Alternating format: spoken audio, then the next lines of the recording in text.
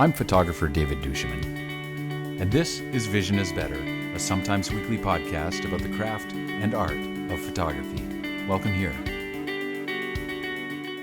Good morning, it's Monday, July 3rd, and this is Vision is Better, episode 63. And if you're watching this in the future and you're thinking, whoa, but it's like August 7th, then don't freak out because I'm recording this on June 19th. So you're in the future and I'm in the past, and it's like time travel.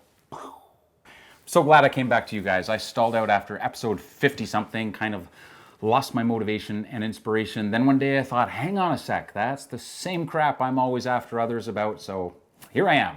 New camera, new lights, new mic, new learning curve. Holy cow, there is a lot to learn. But I tell you what, if you want to get fired up about something and find new inspiration, I can't think of a better place to unearth new ideas and thoughts than learning something new, especially something that's totally out of your comfort zone, the way video has been for me. That's sermon number one, sermon the first.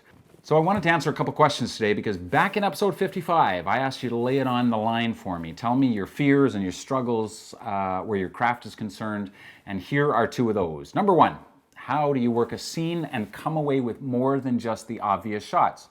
That's an excellent question and one that contains its own reply.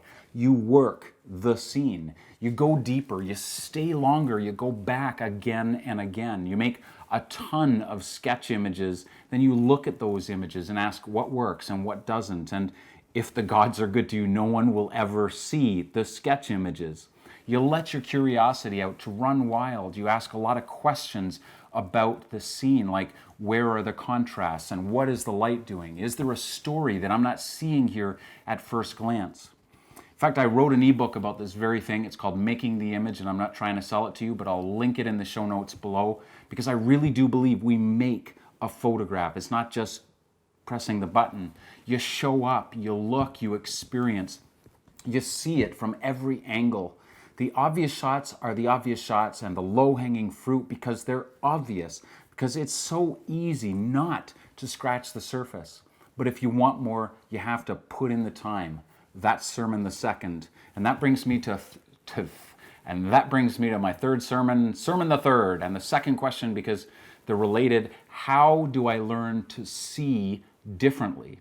I assume by this you don't mean, to put on like weird glasses with weird lenses, because there's probably nothing wrong with your eyes. This isn't about seeing at all. If you're talking about seeing photographically, you're talking about perceiving. Seeing differently? I don't think so. You need to think differently. Seeing is about, at least seeing in terms of photography, is about recognition, which literally means to recognate, to know again.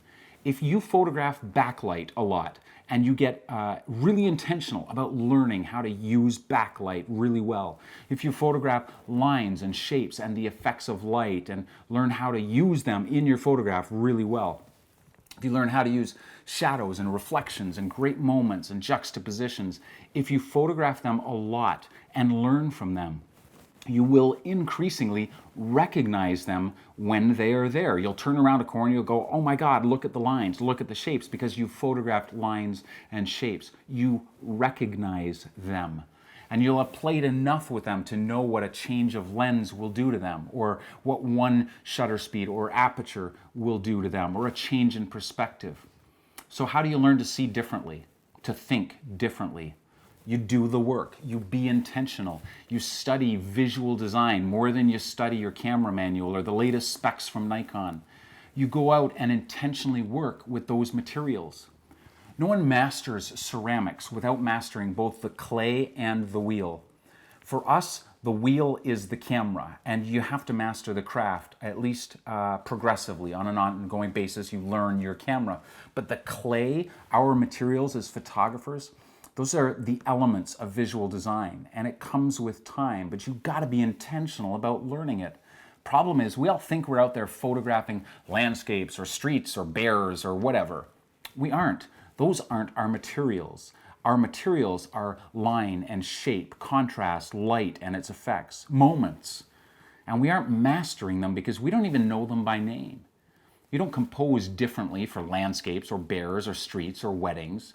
You compose for balance and tension, for the way the eye goes, for the ideas and stories in the scene to get their best expression. And that will change from image to image. It doesn't matter where you are. If you want to see differently, it's these things you should be thinking about. I've been working on something for a couple of months, and it won't be until at least September until I release it. I can't wait to show it to you. It's about this stuff. And in the meantime, I've got a question for you that will feed into this, and that is this. What is your biggest challenge when it comes to seeing differently and seeing specifically in terms of composition? What is your biggest compositional challenge or questions?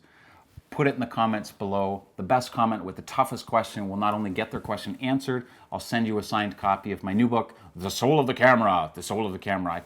Where's the soul of the camera?